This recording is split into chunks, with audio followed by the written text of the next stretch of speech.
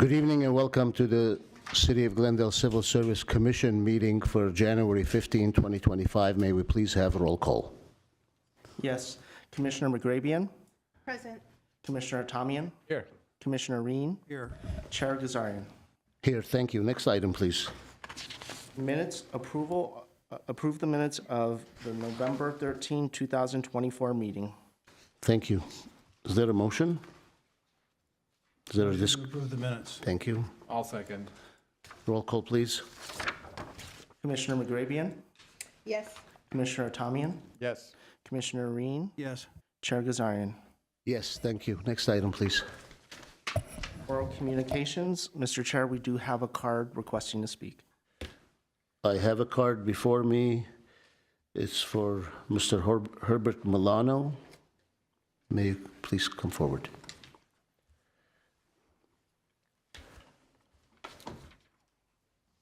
Commission Chair Gazarian, members of the Commission, Good evening. good evening. My name is Herbert Milano.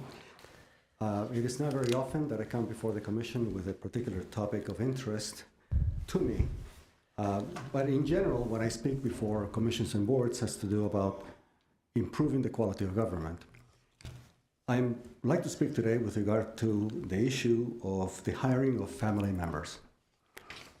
I believe is section 6, subparagraph C8, that deals with the use or attempted use of personal or political influence to further his or her eligibility of appointment or promotion. So that's the section in your documents that refer to this. I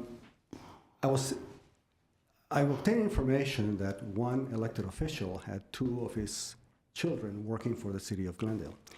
I don't know if the two adult children are still working, but it piqued my interest to find out how many individuals have family members being hired on an annual basis. In the year 2022, we had 28 recorded family members hired in the city of Glendale. In 2023, there were 24. And in the first 6 months of 2024, there were 24 people. In other words, in just 6 months, we had as many people hired that were family members as the total year before. In other words, the trend is increasing apparently. And I have been following the opinions of Transparency International, if you know about this organization. It's worldwide. They basically evaluate the trust and the integrity of government. And they consider nepotism one of those key indicators of corrosive practices in government. And I've been following how the United States rates, and basically 25 years ago, they used to be like rated 14. Today, it's way down to 24. The perception of the public with regard to the integrity of government in the United States has declined quite a bit.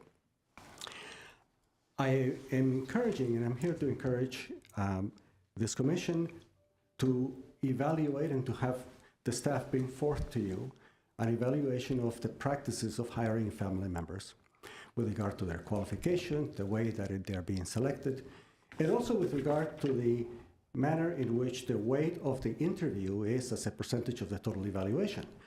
Because if it is more than 50% as the total overall qualification, then you pretty much have a fairly easy way of having someone bring their relatives to come in to work for the city of Glendale, and now you don't have an arm's length process that really hires the very best that you can hire for the city for these positions.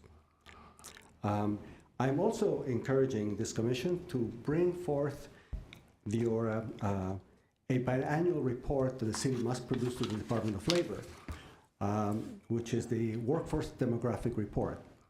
And it evaluates the trends that the city has had with regard to hiring of minorities, the hiring by gender, ethnicity as such. And I'll just recall to you one of my studies that I did on that report. So I'm using data from way back. But during the 10-year period between 1998 and 2008, the city increased its middle management by 50%, and while rank and file increased by 3%. After I made a report to the city council on this, the city manager at the time decided to change the format of the report. I believe that this commission should take a look at the workforce demographic report, set aside one session to see how the city is complying with these overall objectives of, I believe it is the Department of Labor that requires those reports every 2 years. And while you're doing that, also evaluate if you need to tighten the procedures that you have with regard to the hiring of family members.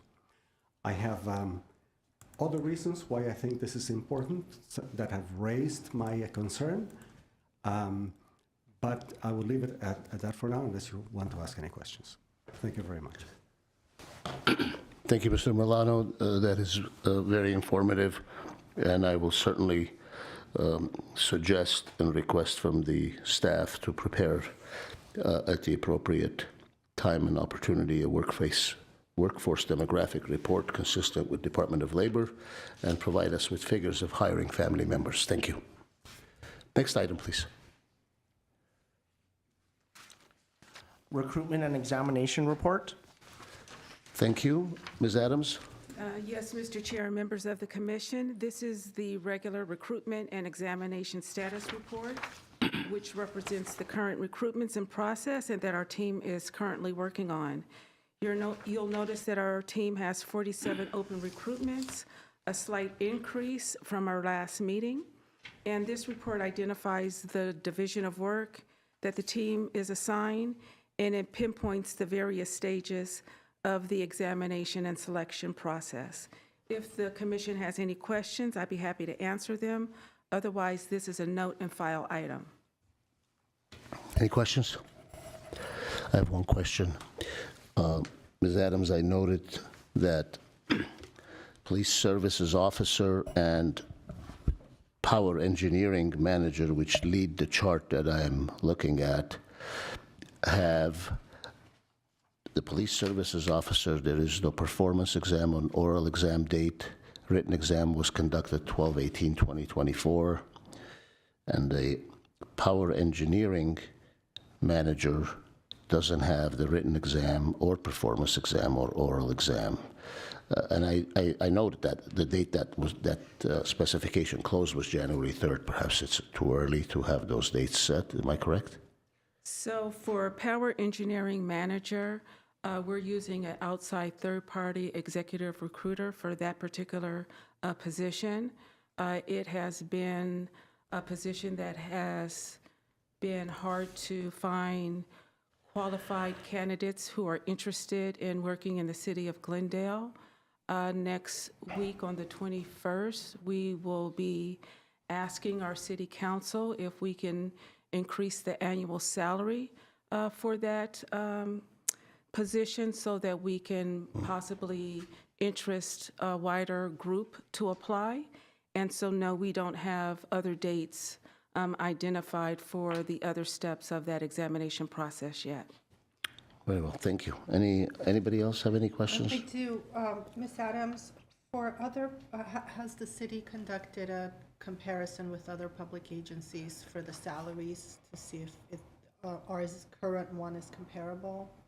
Are you speaking about power engineering manager or just in general? A power engineering manager. Oh, yes, we had to do a salary survey and present the survey findings to our city manager's office to get permission to even bring it before the city council. Anything else? Hearing none? Yes? Mr. Chair, with regards, Russ Kwan, Senior Human Resources Analyst, with regards to the Police Services Officer position assigned to the Traffic Bureau front desk, the written examination, as you stated, has been administered. We are looking to hold the oral examination sometime in February. It's just I'm currently working with police department staff to secure dates. Thank you, Mr. Kwan. Very well, thank you. With that, next item, please.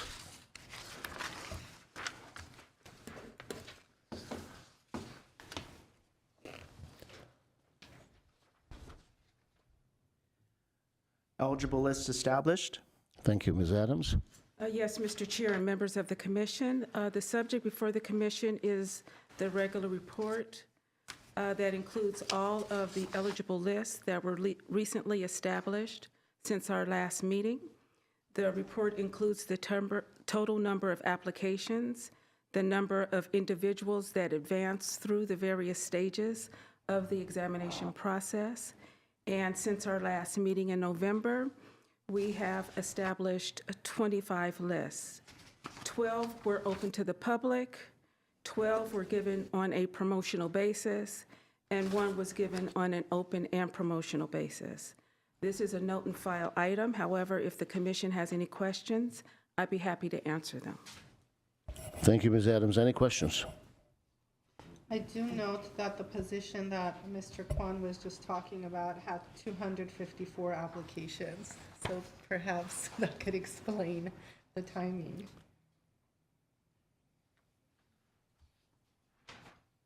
Any other comments or questions? Thank you. Next item, please.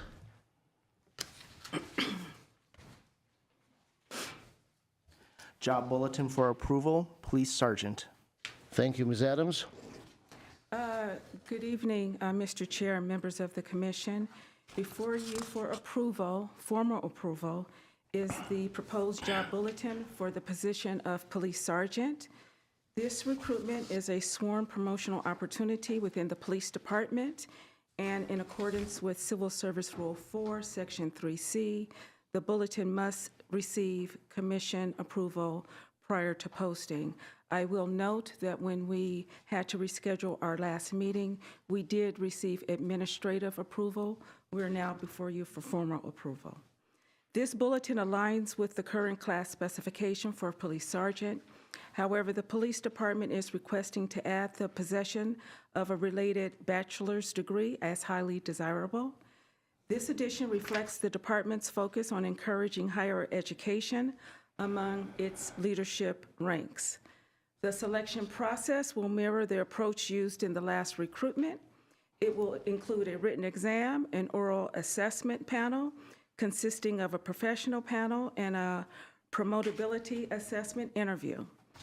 Pending your formal approval, we will close the job bulletin on January 27th, with the examination tentatively scheduled for February and March, as detailed in the bulletin.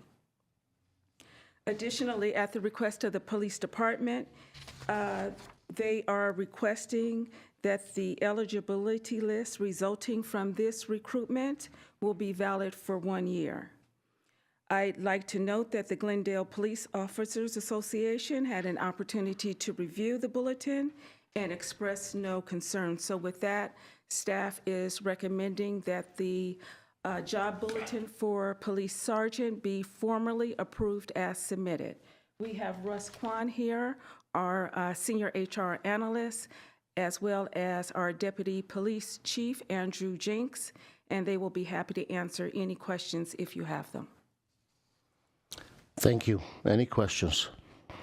My question is whether we can add the probation period to the existing bulletin that's online, as that's mandatory under the rules.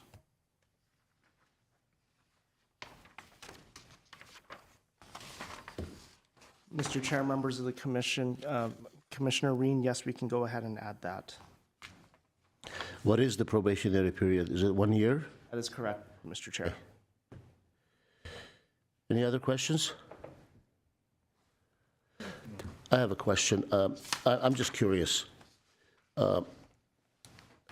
In the past, have we always had the written exam only count for 20%, and the professional panel interview 50%, and the promotability assessment interview 30%? Mr. Kwan will answer if those weights have changed over time. Mr. Chair, members of the commission, the weights for this particular examination reflect what was carried over from the last examination, which was done in 2023. Okay. I don't have the information from the previous examinations. However, they would not have differed much. Okay, thank you. Any other questions? Hearing none, is there a motion to approve this by the board, by the commission now? I'll make a motion to approve. Are we making a motion to approve with a change by Commissioner Rinn, or just as presented? Because I think we should add. We will go back into the NeoGov system and add the sentence that says the probationary period and keep the bulletin open through the 27th of January. So you want to say your motion? So the motion is to approve the bulletin as is with the changes that Ms. Adams mentioned to go into NeoGov and include the probationary period as stated Of 1 year. of 1 year. Yes. Is there a second? I'll second. Roll call, please. Commissioner McGrabian, Yes. Commissioner Tamian, Yes. Commissioner Reen, Yes. Chair Gazarian. Yes, thank you. Next item, please. Job bulletin for approval, Fire Battalion Chief. Thank you. Ms. Adams? Thank you, Mr. Chair and members of the commission. Before you for formal approval is the proposed job bulletin for Fire Battalion Chief. As this is a sworn safety promotional recruitment, it does require civil service approval. We did post this bulletin with administrative approval following the rescheduling of our last meeting. This proposed bulletin is consistent with the current class specification for Fire Battalion Chief. The Fire Department last conducted a recruitment for this position in 2023, and the eligible list from that process has since been exhausted. The upcoming recruitment will follow a similar examination process as the previous one. Upon your approval, the bulletin will remain posted through January 27th.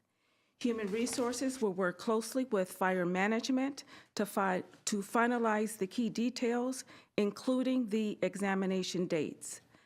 Both the Glendale Firefighters Association and the Glendale Management Association have been provided an opportunity to review the job bulletin, and they have expressed no concerns.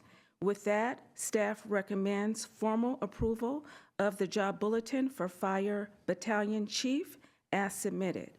We have our HR analyst here, along with Deputy Chief Brooks, who will be happy to answer any questions if you have them. Thank you. Any questions? I do have a couple of questions. Go ahead. Do we have to? Who's your question directed to?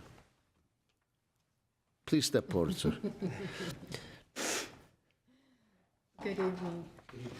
The first question I have is out of curiosity. On page 17, it says definition under general direction. So my question is, the battalion chief, under whose direction would this position be performing? Battalion chief will report directly to a deputy chief.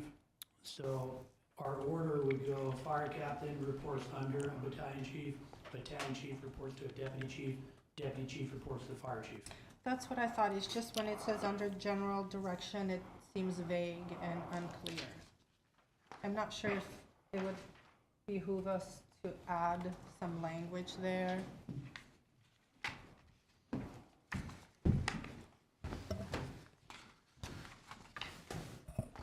Is that, oh, you can't hear me? Yeah. Thank you, sir.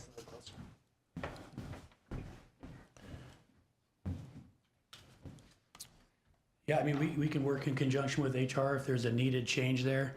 I can tell you on our side is our delineation and hierarchy and structure is very clear to our personnel, but if there's a need to make a correction to move this through, I mean, we can put better clarifying language in there. We could go into NeoGov and say under general direction of the deputy, of a deputy correct. fire chief. That would be so clear. Thank you. If I may, though, Please. to me, the way I look at it is this is a class specification that's been approved already, so we're just approving a bulletin now, and the bulletin is supposed to match what the specification is. So my position would be that I think I'd be inclined to just approve the bulletin, and if it's necessary, then we go back and change the specification at some later point in time. But there should be, unless any changes, should go with the class, not with the job announcement. That's my thinking. I also have an issue with just saying under the general direction of a deputy chief, because I don't want anybody to think that that forecloses any direction from the fire chief, for example. You see, so when we say under general direction, and we look at the title of this position, fire battalion chief, well, obviously, the fire battalion chief is not going to take direction from an underling, but rather a supervisory position holding individual. So tread cautiously. I'm fine either way. If I may, I don't think the job bulletin is going to establish the rank and file at the fire department. They have it established, they have their org chart. First and foremost, thank you so much for your service. I wanted just to say thank you from the bottom of my heart. My mom was affected in Montrose. I had to evacuate her. I saw the pictures today at Rose Bowl, how we have fire personnel from all over the country sleeping in tents. Having worked in safety before, I know how that is. My daughter and I showed up to the Brand Station on Sunday, took some donuts, talked to the guys over there. So thank you for that. And I also wanted to say congratulations to Ara Hunanian, who recently got promoted. But going back to our conversation, I don't see an issue with the bulletin as it stands. Well, I appreciate Chair's and my fellow commissioners' thoughts, and I no longer have the concern that I had before. Thank you. Thank you. Any other questions? Any other inquiries? Hearing none, is there a motion? I would move that the bulletin be approved. Is there a I'll second. second? Thank you. Roll call. Commissioner McGrabian, Yes. Commissioner Tamian, Yes. Commissioner Reen, Yes. Chair Gazarian. Yes, thank you. Next item, please. Job bulletin for approval, fire engineer. Thank you. Ms. Adams? Mr. Chair and members of the commission, before you for approval is the proposed job bulletin for the position of fire engineer. Again, as a sworn safety promotional recruitment, this requires commission approval. We did get administrative approval to post the bulletin after the rescheduling of our last meeting. This proposed bulletin is consistent with the current class specification for fire engineer. The selection process will follow the same structure as the 2024 recruitment, including a written examination, a performance examination, and the successful completion of a fire engineer academy prior to promotion. Pending your formal approval, the job bulletin will remain posted through January 27th. Human Resources will coordinate with fire management to finalize the details, such as the examination dates. The Glendale Firefighters Association has been given an opportunity to review the bulletin and, as of the agenda's posting, has not expressed any concern. So with that, staff recommends that the proposed job bulletin for fire engineer be approved as submitted. Again, we have our HR analyst here along with Deputy Chief Brooks, who will be happy to answer any questions if you have them. Thank you, Ms. Adams. Any questions? Hearing none, is there a motion to approve? I'll make a motion to approve. I'll second. Thank you. Roll call, please. Commissioner McGrabian, Yes. Commissioner Tamian, Yes. Commissioner Reen, Yes. Chair Gazarian. Yes, thank you. Next item, please. New class specification for approval, Utility Environmental Program Specialist and Utility Environmental Program Supervisor. Thank you. Ms. Adams? Yes, Mr. Chair and members of the commission, Glendale Water and Power is seeking approval to establish the essential functions and minimum qualifications for two new positions, Utility Environmental Program Specialist and Utility Environmental Program Supervisor. The classifications are scheduled for review and approval by the City Council at their next meeting on January 21st. The Utility Environmental Program Specialist will perform both field and office work in support of GWP's environmental programs. Duties include inspecting storm drains, hazardous waste and materials, and the underground storage tanks. They will be scheduling and monitoring hazardous waste pickups, responding to hazardous spills, and ensuring compliance with local, state, and federal environmental regulations. The Utility Environmental Programs Supervisor will oversee GWP's environmental compliance efforts through a combination of professional, supervisory, and technical work. Responsibilities include supervising and evaluating activities with potential environmental impact, managing incident prevention responses, conducting environmental impact studies, and ensuring compliance with environmental regulations across GWP's operations. This role is essential to advance GWP's sustainability initiatives while maintaining compliance with all applicable standards. Both the Glendale City Employees Association and the Glendale Management Association have been notified of the proposed class specifications and have not expressed any concerns. Additionally, a Fair Labor Standards Act study has been conducted to confirm the appropriate designation for each classification. With that, staff recommends that the newly established class specifications for Utility Environmental Program Specialist and Environmental Program Supervisor be approved as submitted. We have our HR analyst here, along with our Assistant General Manager of GWP, Steve Nersessian, who will be happy to answer any questions if you have them. Thank you, Ms. Adams. Any questions? I do. Starting with, well, I guess I'll direct it to the city staff that's involved in GWP.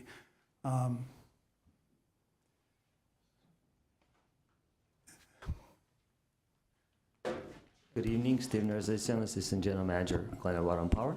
Good evening. Thank you for being here. So it has to do with starting the stormwater drain issue, and we have another agenda item tonight that is the Public Works Department, and they have a lot of responsibility for storm drains. So I just wanted to make sure that I understand this, that I'm reading it right, because it's my understanding that Public Works takes care of the maintenance of storm drains, right? Correct, Commissioner. So how does GWP come into play in the storm drain business? Very good question. So we work very closely with our Public Works Department, but we also have our internal buildings, facilities, substructures, power plants. So that's where our person would come in and do testing, validations, compliance. But we work closely with our Public Works Department. So, and the GWP facilities have drains that go into sort of the ocean, not into our sewer system, but they go into the ocean system? Both.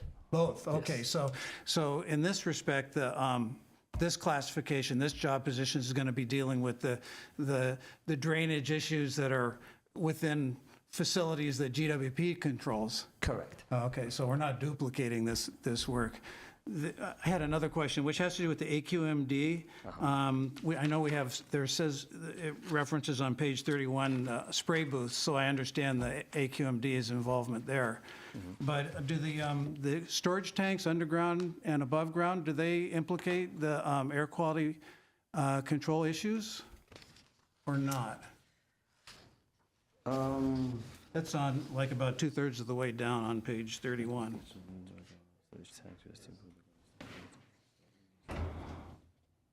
I don't want to give you the wrong answer. They may, depending if there is an actual. Mr. Nersessian, I don't know if you're qualified to give a response to that question. Commissioner Rim's question is something that I think calls for the gentleman standing next to you perhaps to chime in on. On the job bulletin. Good evening, my name is Mike Lunsford with Public Works. Hi, good evening. The above-ground tanks, the underground tanks that have unleaded, do have AQMD regulations with them Perfect. Very for well. vapor recovery, things like that. Okay. Thank you. Okay. well, Thank you. Those are my questions. I found a couple of typos on the national NPDES. It's national, it's mentioned as nation a couple of times, so I'll just make that comment and yield the floor. Very well, thank you, Commissioner Ream. Any other questions or inquiries? No? I have a question for our council. Ms. Barbetian, when I ask for a motion, do I ask for one motion for both specifications? Because they seem to be two different, one is a specialist, the other one is, I forgot what it is. We do handle them as Together? one item. Okay, Yes. very well, thank you. Is there a motion to approve? I will move to approve. Is there a second? Second. Thank you, roll call. I'll approve, but are we gonna put it on the record to make the corrections on the spelling, or are we just gonna, We will correct the spelling Okay. mistakes, yes. I'll second. Okay, thank you. Roll call, please. Thank you, Mr. Necessian. Thank you. Commissioner McGrabian, Yes. Commissioner Atamian, Yes. Commissioner Reen, Yes. Chair Gazarian. Yes, thank you. Next item, please. Revised class specification for approval, wastewater maintenance series. Thank you, Ms. Adams. Yes, Mr. Chair, members of the commission, before you for approval are the proposed revisions to the class specifications for the wastewater maintenance series and the wastewater maintenance superintendent classification within the Public Works Department. The wastewater maintenance series, which oversees the maintenance and inspection of sanitary sewers, sewer lift stations, drainage systems, and related infrastructure, was last updated in September 2020. The department is now proposing updates to the minimum qualifications for several positions in the series to improve recruitment efforts and expand promotional opportunities. For the wastewater maintenance work and senior wastewater maintenance worker positions, the department is recommending the elimination of the government experience requirement. This change is intended to encourage private sector candidates to apply, broadening the pool for these hard-to-fill roles. Additionally, for the wastewater maintenance worker position, the experience requirement would be reduced from 2 years to 1 year, as 1 year of relevant experience is deemed sufficient. For the wastewater maintenance supervisor position, the department proposes elimination of the college coursework requirement. Instead of requiring simply a high school diploma, instead, they wish to require simply a high school diploma or the equivalent. This change is intended to open the role to a larger number of qualified applicants. Furthermore, for the wastewater maintenance crew supervisor position, the department is recommending the addition of a certification requirement, a Grade 2 collection systems maintenance technologist certification from the California Water Environmental Association. This ensures that candidates will have the technical expertise necessary for this leadership role. The department is also recommending that the wastewater maintenance superintendent position, which was inadvertently included as a part of the series in 2020, be separated into its own standalone classification. The superintendent role differs significantly in job duties and qualifications from the rest of the series. The department is also proposing to update the minimum qualifications for the superintendent position, requiring a grade 3, collection systems maintenance technology certification, ensuring that the candidates meet the expertise required for the critical upper management role. Both the Glendale City Employees Association and the Glendale Management Association have reviewed the proposed changes, and they have no concerns. So with that, staff is recommending that the proposed revisions to wastewater maintenance series and the wastewater maintenance superintendent classification be approved as submitted. We have our HR analyst here and a representative from our Public Works Department who will be happy to answer any questions if you have them. Thank you. Any questions? I have a question for the HR representative, please. Please.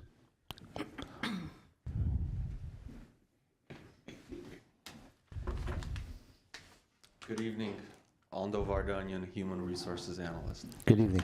Good evening, Mr. Vardanyan. How are you today? Good, how are you doing? Good, good. I have a question on page 44, wastewater maintenance trainee experience. We went from some to 2 months. Just want to confirm as to why 2 months versus 3 months or 4 months. Is there like a, Mr. Chair, Commissioner Tommy, and that's a good question. We try to make it as specific as possible. In the past, I know we've had some issues with vague language such as some.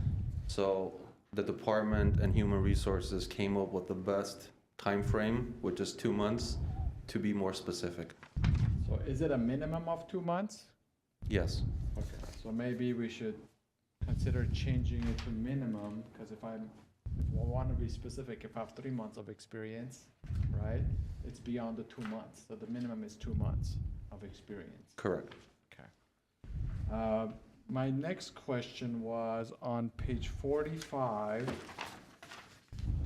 under other characteristics and willingness to, this is in the middle of the page in red, comply with the terms and conditions of wastewater trainee program.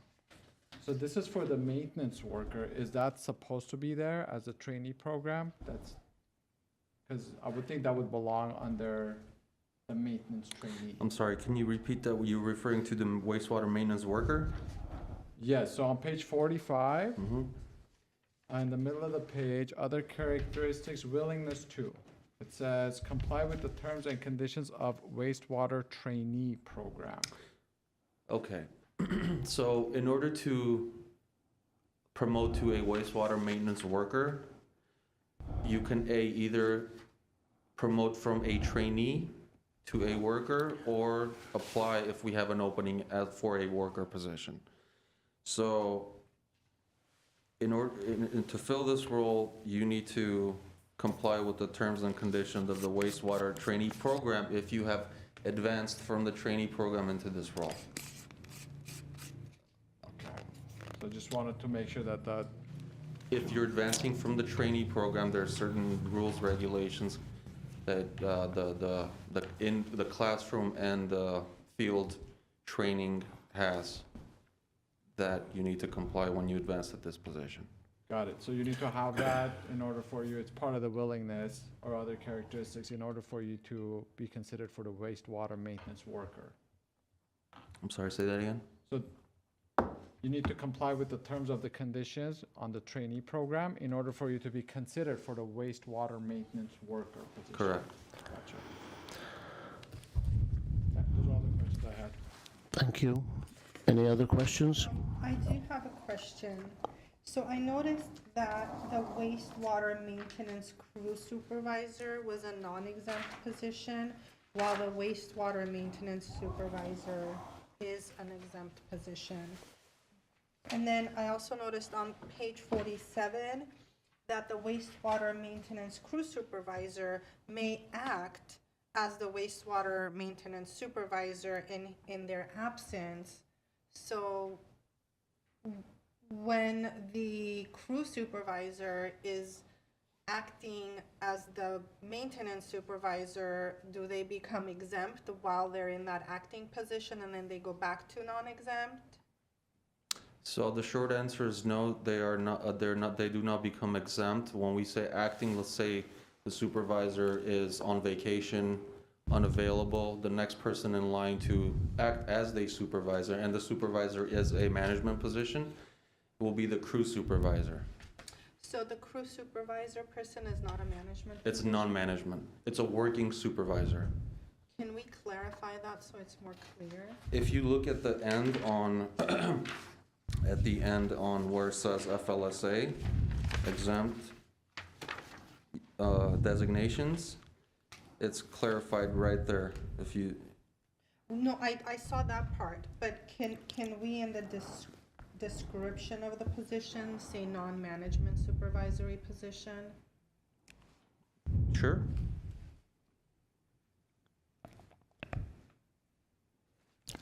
Anything else? Just to say that that's inconsistent, we don't, under the job description, we don't say, we typically don't say this non-management position. We actually specify when it's an upper management or management. We don't say non-management. And I'm a very important, consistency person, so thank you for saying that. Okay, so we don't want to be inconsistent. So if the city's consistent, whereas if it's management, you say it, if you don't say it, it's non-management, then I'm absolutely fine with it as is. Yes, Commissioner McGrabian, if we look at the wastewater maintenance supervisor, if you see under the distinguished characteristics on page 48, you will see it says this mid-management position. So we do clarify that on mid-management and upper management, but not typically on non-management. Thank you for that. Okay. So for the sake of consistency, on page 45, I noticed also 2 years of experience in performing skilled, and then it goes on, I think, and I just went back to the fire positions that we just approved, which reads minimum of 3 years as a fire captain.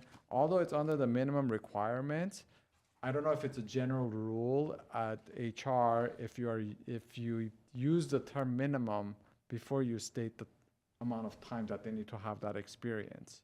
Commissioner Hatamian, that is a very good question. To be consistent, we do not say a minimum. We don't use the word minimum. It's sort of, it's a given. If it's a minimum requirement, it's listed under a minimum requirement. It says 2 months or 3 years. It's pretty clear.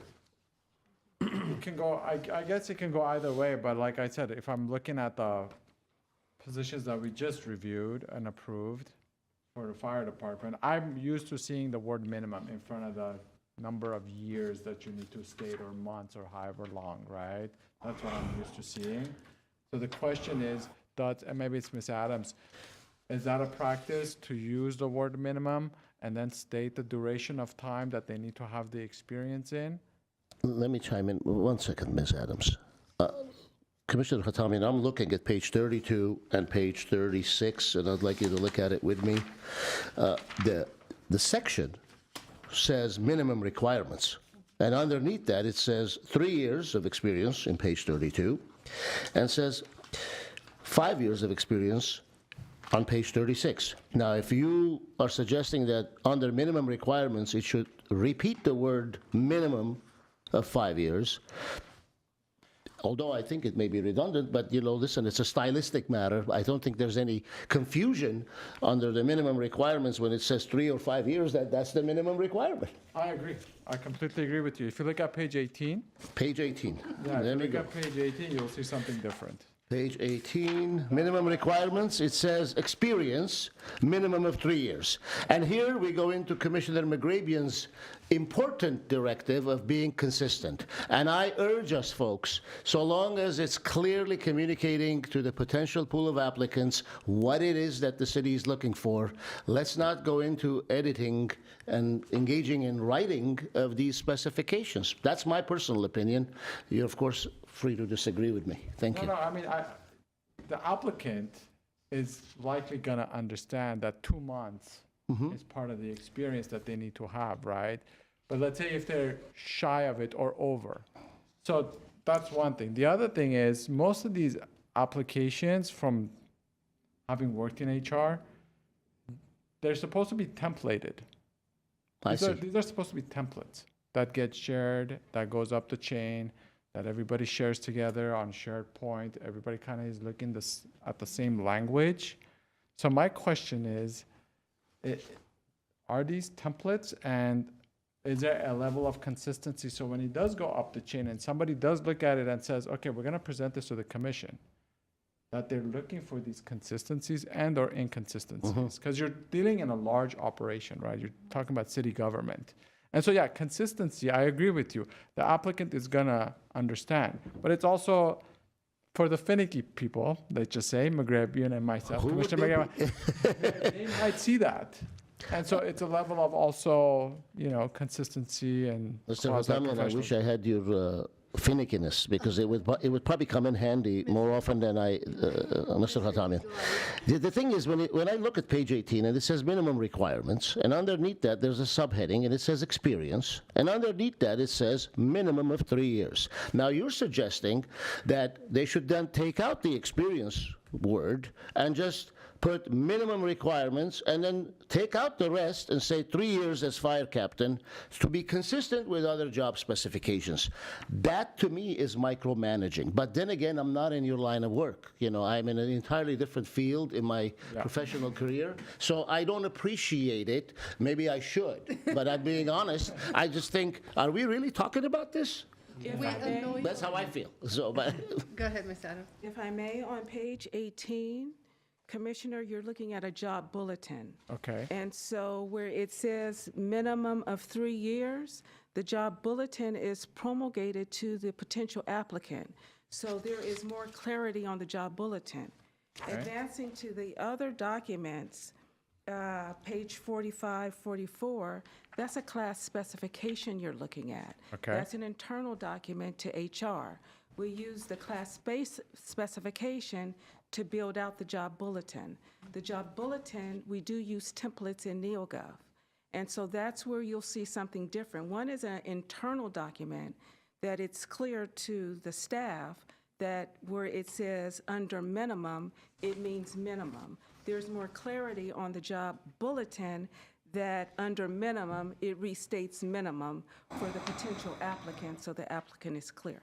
Okay, that explains it. So what we're saying is that if we approve this, right, once it becomes a bulletin, then in NeoGov, those terms are going to be added later on for a final review by the commission. Right, because in NeoGov, we use the templates. Yes. and now you're talking totally different language to me. I don't even know what that is, NeoGov. As I'm looking at a job bulletin on page 24, it doesn't say that. It doesn't say minimum. It just says 3 years. May I chime in? Yes, please. I think we're nitpicking too. I'm with the chairman on that point. I think that this proposed specification is entirely clear, that adding at minimum would be redundant. And also, and I agree with Commissioner Hatamian that uniformity is desirable. But here we have a chartered city that's been around for 100+ years, and every specification has been approved, not by some staff or a computer, but by people sitting in a room like us and nitpicking it and changing it. And so it would be wonderful if we could do it, but I don't think it's possible because you've got specifications on the book, they're set, the bulletins are going to match them. So I'm with leave it. That's where I'm coming from. The way I look at it is, if it's an easy fix to make it consistent, it looks better, it's sharper, it makes us, of course, if I show up every day with my hair like this and I do a good job, they'll say, wow, she's great. But if I have really nice hair, they're gonna say she's great and she's polished. So that's all. It's just, it's maybe nitpicky, but it's just that extra level of excellence that I appreciate. I think people would appreciate as well. And also, as a litigator, I have spent more than 5 years sometimes litigating on things that are inconsistent, and people say it's because of this or that, or you did that on purpose. And so it wastes hundreds of thousands of dollars sometimes. So my nitpickiness sometimes comes from that experience as well. Yeah, I mean, look, kudos to the staff. There's a lot of documents for the record. We're reviewing a lot of documents that you guys put together. I get it. I get missing stuff, and it's so, look, I've created these documents. I've done disciplinary stuff. You can write something, 30, 40 pages, everything could be great, and then that one person comes in and says, oh, what is this over here? It's the most annoying thing in the world, I guarantee you. But it's the expectation of the city, the way we present ourselves, right? It's the, let's say, the expectations that I may have of my staff. It's that, right? And it's okay to do better. We're not trying to make anybody look bad or say, hey, look, this one word over here, what's going on with this? It's just a matter of, are we putting that term in there? Is it part of the specifications? Is it gonna be part of the bulletin? Is it because of NeoGov? Whatever it is, what we're asking for is, when the job bulletins go out to the applicants, it'll be nice if they're looking the same, if they're consistent, that's all. But kudos to the staff, it has nothing to do with nitpicking or, I've been there, I've done it. It's the most annoying thing to have somebody come and just find one word and say what's going on here. But I think it makes us better as a team. I think we should view this as a team effort, collaborative effort versus, you know, a bunch of guys sitting on a pedestal and saying, hey, what did you do here, Ando? I think we should look at it as a more of a team effort versus anything else. So my suggestion is to, for consistency's sake, decide one path or another and stick to it. Are we gonna say minimum before the term, or whatever the duration of the term is, or not? And that's all. Pick your lane, any lane. Mr. Kwan is the supervisor of the team, and I'm sure he's taking this all in, and we will ensure that the consistency with the civilian job bulletins and the public safety bulletins are the same going forward. Mr. Kwan, I have a request of you. Make it so that I don't have to hear these things ever again. Because I honestly, personally think, forgive me, my fellow commissioners, I think it's a waste of my time and everybody else's time. I understand what everybody's saying, but I remain steadfast in the belief that if the job specification clearly states what it is looking for, it doesn't matter if it's written one way or another from one job specification to the next. The idea is to communicate and give proper notice and opportunity for potential applicants to know what it is that the city is looking for. Now, if we're going to draft things and have it be robotic, everything sounding the same because somebody has an experience that hundreds of thousands of dollars were spent on litigation, I bet my life savings that this is not going to be that matter that's going to result in litigation. These things I'm looking at, the one thing that makes really sense is what you mentioned on page 24. That, and when the item came up, I asked fellow commissioners in the future, please speak up when the item comes up, not after we passed on and voted on it. That one specification talked about 3 years and didn't say anything about minimum. That I would have a concurrence with my fellow commissioners who are voicing their concerns. But the rest of it, I could care less, as long as it is clear and understanding. But so that we don't have these types of discourse in the future, and we've had a few of them already, I ask you, Mr. Kwan, and city staff, to make it be uniform to such an extent that my colleagues to my left do not have an issue with it, because I don't want anybody having an issue with it. I don't, but I don't want anybody else having an issue with it either. Thank you. Anything else? I do have something to say. Go ahead. Even though sometimes I will say things that will cause people to think I'm wasting their time, I respect your... Let's not do this. Let's not do this, please. No, please. Let's not do this, please. Because Let's not do this. You can have this conversation with me please do not afterwards. silence me. Please do I'm not going to silence May I you. finish my sentence? Hold on a second. Hold on. Point of order. I am not going to silence you. Speak all you want. Go ahead. Thank you, sir. Even though I may say things sometimes that may cause my fellow commissioners or anyone in the room that I'm wasting their time, my job here is to express what I believe is in the best interest of the city and its staff, and I will continue doing so. Thank you for your remarks, and let me be clear. I did not suggest that you are wasting our time from time to time. I suggest that this particular exercise is a waste of my time personally, though I respect your position to the contrary. So don't put words in my mouth if you tried to. I don't think you did, but it came out differently than my intention. My intention is to say this particular exercise is a waste of my time, in my opinion. Of course, I agree with your difference of opinion. That's why I allowed you to go on ad nauseum as far as I'm concerned. And I will continue to allow you to go on. Thank you. Thank you. Anything else? Sure, I'll chime in. Fellow commissioners. So when a government employee from a different agency wants to apply, and they may be of like-minded of, let's say, Commissioner McGrebian and myself, and we see those inconsistencies, okay, that's a perception, right? Is it gonna, Garo, Mr. Commissioner Gazarian, I agree with you. Is it gonna materially change anything? No. But when an individual is used to a certain level of work quality and they are applying and they see that inconsistency, that might catch their eye. Are they gonna at that point say, I'm not gonna apply, or I shouldn't apply for this position? Maybe, maybe not. But I can tell you it's gonna catch their eye, just like the way it caught our eye. So if creating consistency is a simple task, there shouldn't be too much of a harm and too much of an effort, right? These templates that we're talking about, the workflows that you create in an office environment, what I'm talking about exists. I've seen them work. I've seen consistency work, but I've also seen where I've created documents where I've missed stuff, and that's okay. And I don't want it to be in any way to any of our city employees for us to think that we're nitpicking or that we are trying to show that there's errors in the documents. If anything, kudos to you guys, because 99.99% of these documents look great. But is there always room to approve? Absolutely. In my work, there's room to approve. And if we're sitting on this commission and we're saying there's no room to improve anywhere, then that's an issue.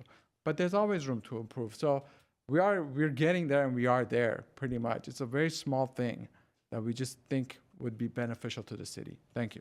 Thank you. I will say the following. There is a difference, in my opinion, between form and substance. And the discussion that has been taking place, in my opinion, deals with form and not substance. And that is what causes me great consternation. We are talking about form and not substance.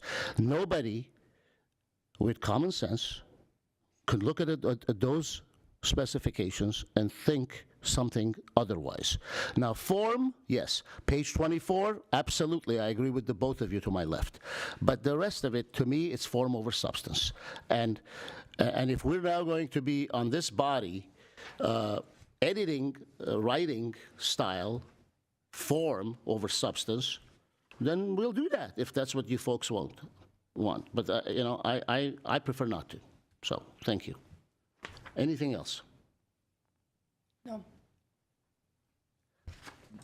Is there a motion to approve this, or is there changes that you folks want to make? I would move to approve. Is there a second? I guess the question is, moving forward, Ms. Adams, are we gonna include the word minimum and or not? And I guess that's the issue. And if we'll just leave it up to the city's discretion to have that discussion, whether that word is gonna be included or not. But I'm ready to approve as is. And we can move. I'm sorry. There was a motion. If you want to have discussion, let's have discussion. Withdraw your motion. Let's continue to talk. That's fine. Yes, so that's the question I have for city staff. Is that an internal discussion that you would like to have and make that determination whether or not the word minimum is going to be included before the duration of the experience, or is the heading itself sufficient? I withdraw the motion. You withdraw the motion? Thank you. Please, go ahead. I would prefer to meet with the team internally and report out at our next meeting what our consistent practice will be going forward. Thank you. Is there a motion, or is there not a motion? I will go ahead and move to approve as is. Is there a second? I'll second.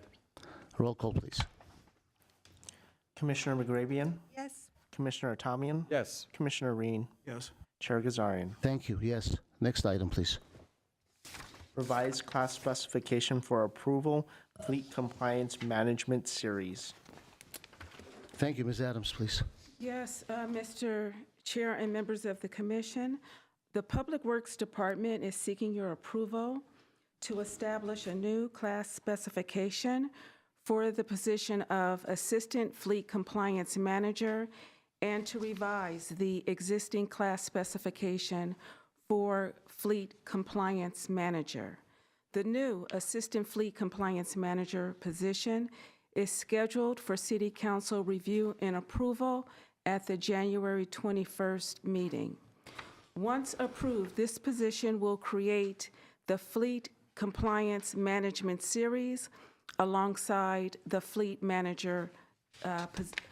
Compliance Manager classification. In the meantime, the department is requesting the Commission's approval of the essential functions and the minimum qualifications for the new classification.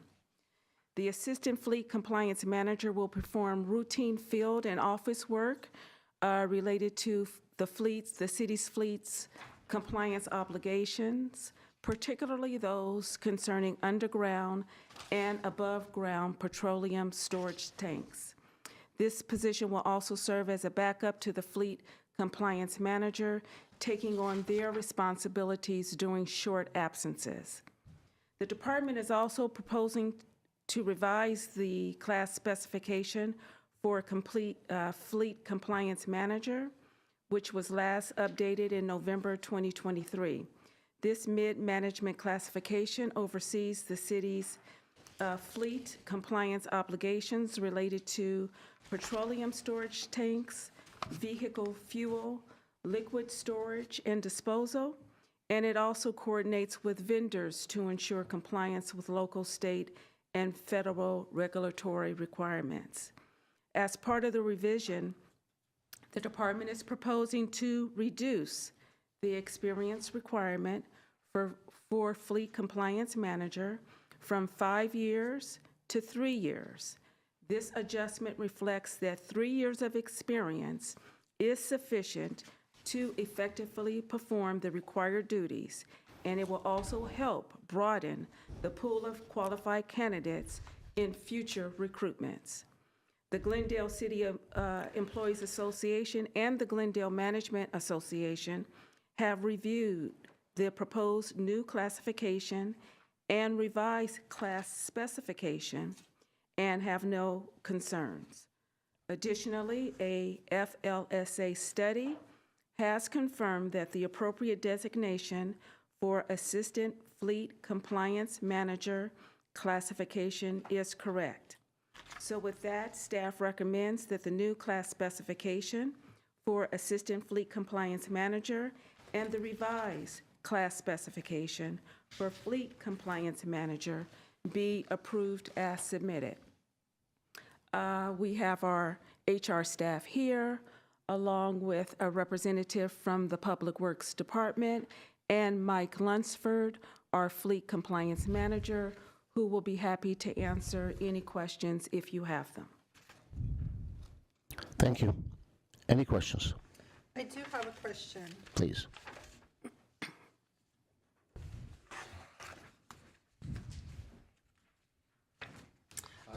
Hello.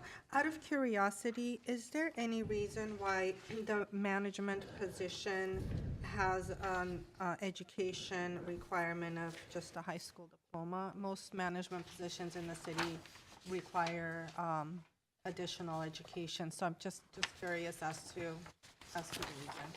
Thank you, Commissioner Rodriguez. This is a field manager position. I would say a bulk of this, the bulk of the work will be in the field, doing inspections, coordinating with vendors for above ground and underground inspections and repairs. It is it's customary that that field positions typically, most of the time, do not require a degree. Thank you for that explanation. Any other questions? I have a question. Please. It's on, and I'm comparing Assistant Fleet Compliance Manager to the Fleet Compliance Manager. So I'll start off on page 61. Other characteristics: willingness to work overtime as required or requested or required. And then when I flip over to page 62, other characteristics: willingness to works necessary hours and times to accomplish goals, objectives, and required tasks in a timely manner. Can you just please explain the differences between the two? Commissioner Hatamian, thank you for the question. Thank you. The reason why we have works overtime as requested or required for the assistant position is because that is a non-management position, so therefore they're eligible to receive overtime. Now, for the manager position, that is a management position, and therefore they will not be getting overtime. They'll just be required to work the necessary hours and times to complete their tasks. Will they be earning comp time? For not management does not, unless on special circumstances with the approval of the city manager. I would say 99% of the time we do not. The management does not. Very good, thank you. Any other questions? Is there a motion? I will move to approve. I'll second. Thank you. Roll call, please. Commissioner McGrabian, Yes. Commissioner Tamian, Yes. Commissioner Reen, Yes. Chair Gazarian. Yes, thank you. Next item, please. Reports, information, employee job performance evaluations, past due aging report. Thank you, Ms. Adams. Yes, Mr. Chair and members of the commission, before you is an informational report on performance evaluation and the return status for City of Glendale's employees. As you can see, the response rate is very good, and there are no evaluations on the second notice list. If the commission has any questions, I'd be happy to answer them. Otherwise, this is a note and file item. Any questions? Ms. Adams, I have a question. The total salaried employee count, it says 447. Is that the total employees of the city of Glendale? I used to believe, I recall it was over 1,000 at one point. No, it's 447 employees in the department, in the departments, excuse me, that have a pending evaluation to turn in. Yes, this is the evaluation. Yes, thank you. At the bottom of the report, you will see the additional 993 where there are no pending evaluations to turn in the bottom left-hand corner. On page 64? I don't see that. At the bottom left-hand corner, do you see an area where it says departments without past due evaluations? Yes, it says that it has 18, 6, 22, and 5. And then go to the bottom. There's nothing beyond that. Mr. Chair, members of the commission, the version that you have for the January 15th meeting, that got accidentally cut off when we converted it to a PDF document. Okay, now I see it. I've been shown another version by Commissioner Ream. Okay, I'm sorry, didn't know That's that. okay. That's why I was thinking, what happened to the rest of the people in the city? Okay. All right. Thank you. If there's no other questions, next item, please. Civil Service Commission staff comments. Thank you. Any comments? Yes, Mr. Chairman.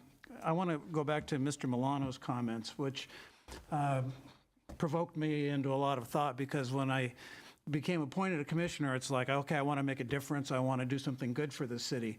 And what Mr. Milano said went to the heart of what we should be doing here and how we can make a difference in the non-adjudicatory portion of our job.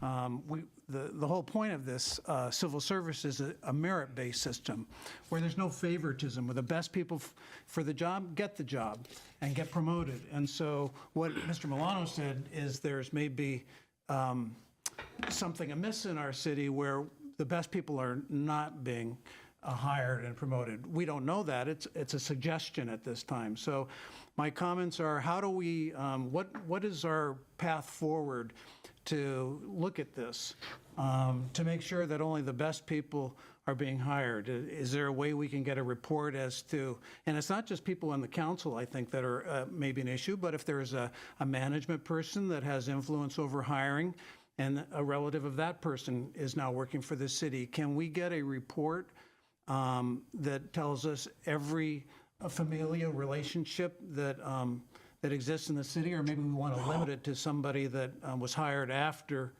a person holds a management position, or they could, and there could be little whispers and so on and so forth too. It's not just direct line or have a direct say in management, but so it seems to me to be useful to look and see, okay, who are the people that are related in our city that are working? I guess it could also be friends, and acquaintances too, that could be a problem. And that's really the heart of what we're doing here. So I just want to throw that out and hope that we can come to some process to look into this more. Let me just say to that point, I took meticulous notes of Mr. Milano's comments, and I noted the following. That in 2022, there were recorded 28 hires, 2023, 24, 2024, the first 6 months, 24 hires. And while I did not at the moment in my mind have the exact number of city employees, I now know that it's 993 plus. The other number. Because I've always known it's between 1,000 and 1,400 over the years. Oh, yeah, there it is. So it's almost 1,400, right? So at 1,400 employees, I'm particularly encouraged and not inclined to have a knee-jerk reaction for 24 people, because that's not even 2% of 1,500 people, if you will. And I certainly hope that we are not going to engage in an exercise of any sort, and I don't think we will, that some elected official has 2 children working in the city. Well, you know, I'm never going to be running for any elected office. I could say it publicly here. And despite anybody else, you know, wanting or thinking otherwise. But, you know, I would hate to think that someone would be disinclined to run for elected office, because if they were to run for elected office, he or she, now all of a sudden their children or others in their family would be scrutinized unduly. Now, due scrutiny is called for. I am not opposed to having the city staff prepare what may be able to be prepared without infringing on people's rights of privacy. I don't want to go into that. Perception is reality, and the perception that I received, and my reality is that I don't think on its face there's anything untoward when there's 24 people out of 1,500 people. Now, if those 24 people are utterly unqualified and they're working in a city, of course I'd have a problem. If one person is unqualified, I'd have a problem as a resident of the city. So I defer to the city staff and Ms. Adams and in your wise Mr. Chair. Mr. Chair, the city attorney would like to make some remarks. Sorry? If I can just make a comment, this item is not on our agenda, so we can't really spend too much time discussing it. I do want to state, though, that the city does have a nepotism policy. It does outline conditions when someone can or cannot be hired. It does include that the city has the right, and it shall be the policy, to deny approval of the employment of relatives under the supervision of another relative. The employment of relatives in the same division, section, or facility where such has the potential of creating an adverse impact on the supervision, security, safety, morale, et cetera.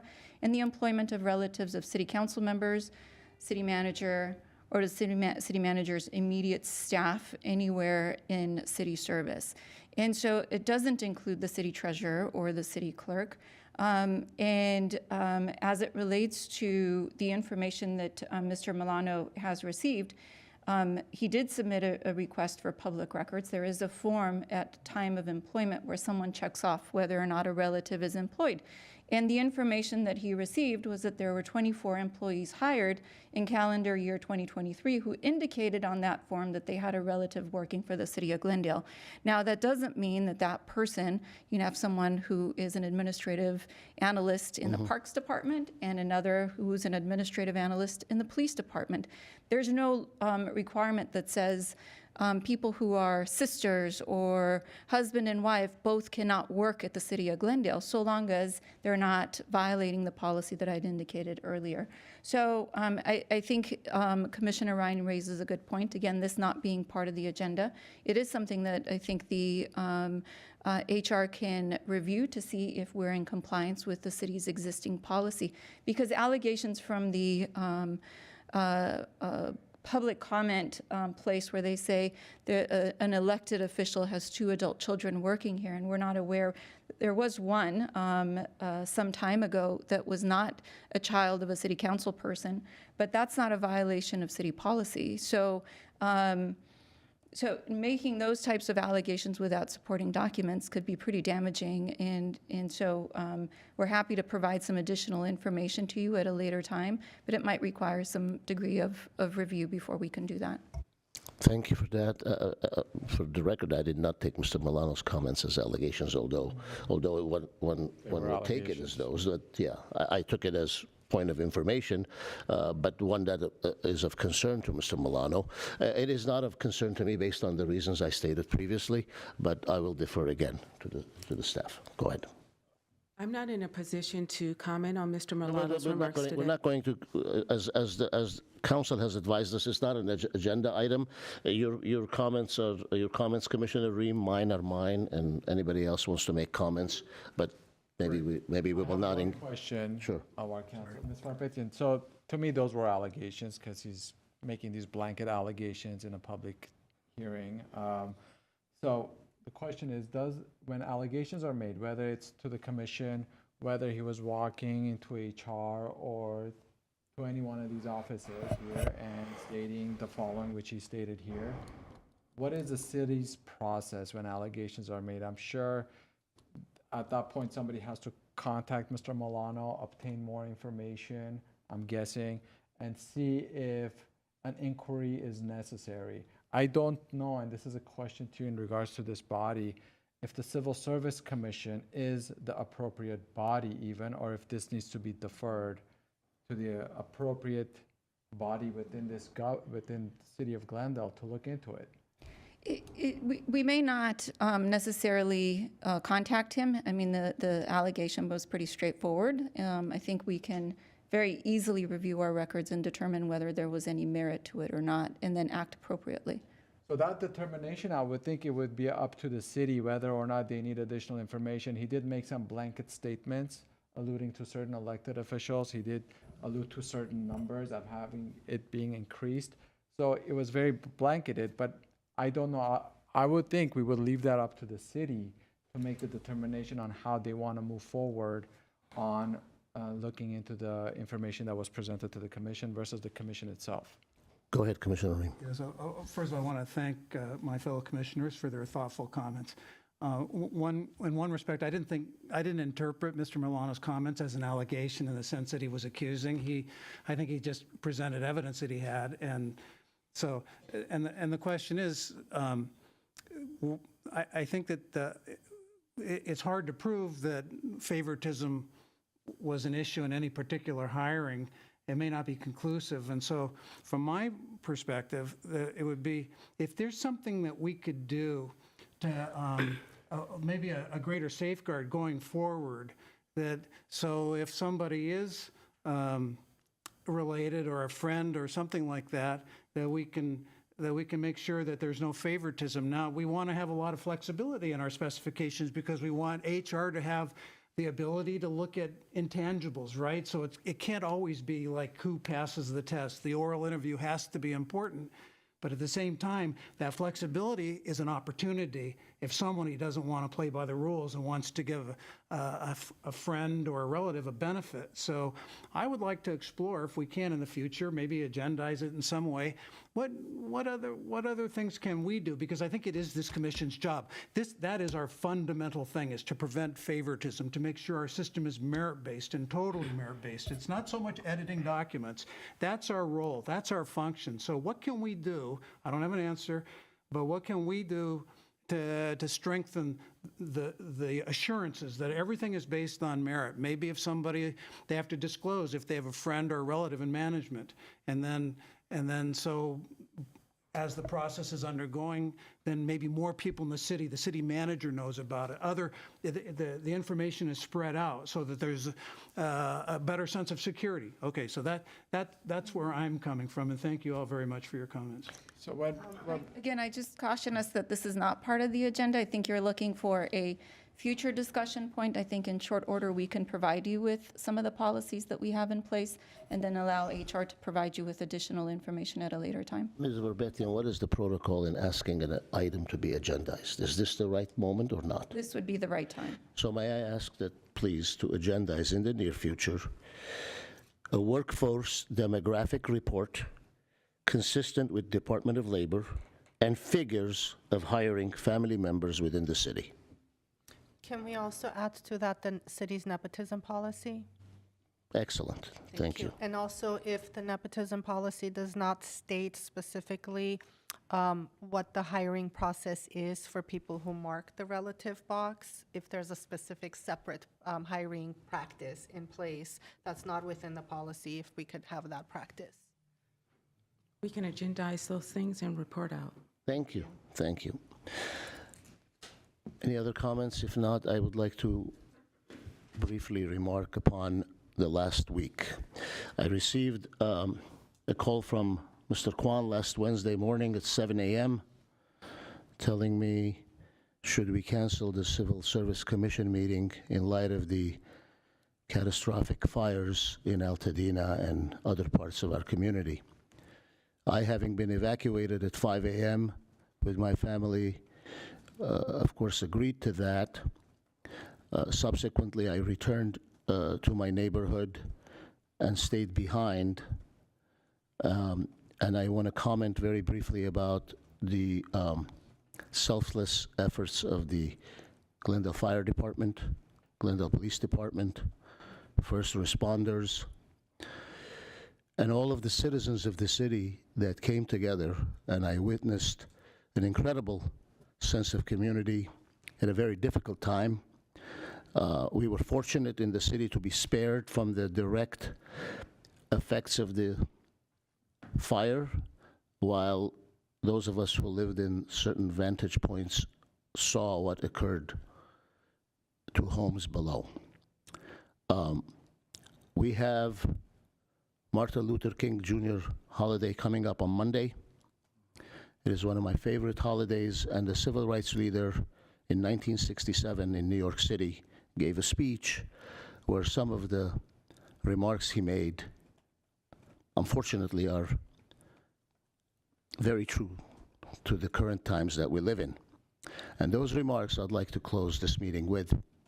He said, "We are now faced with the fact that tomorrow is today. We are confronted with the fierce urgency of now. In this unfolding conundrum of life and history, there is such a thing as being too late. Procrastination is still the thief of time. Life often leaves us standing bare, naked, and dejected with a lost opportunity. The tide in the affairs of men does not remain at flood, it ebbs. We may cry out desperately for time to pause in her passage, but time is adamant to every plea and rushes on. Over the bleached bones and jumbled residues of numerous civilizations are written the pathetic words, too late." And finally, if I was to describe the efforts of all of the civil servants in the city of Glendale and elsewhere, including those who I know personally who lost their homes, who serve within the Glendale Police Department, who lost homes in Altadena and elsewhere. If you cannot fly, then run. If you cannot run, then walk. If you cannot walk, then crawl. But whatever you do, you have to keep moving forward. Those are words of the great Martin Luther King Jr. Easier said than done, but let's each of us do our part so that those who cannot walk don't have to crawl, and with our assistance, they can walk and run again. Thank you. Thank you, sir. Are we adjourned? Is there a motion to adjourn? Motion to adjourn? Thank you. We are adjourned.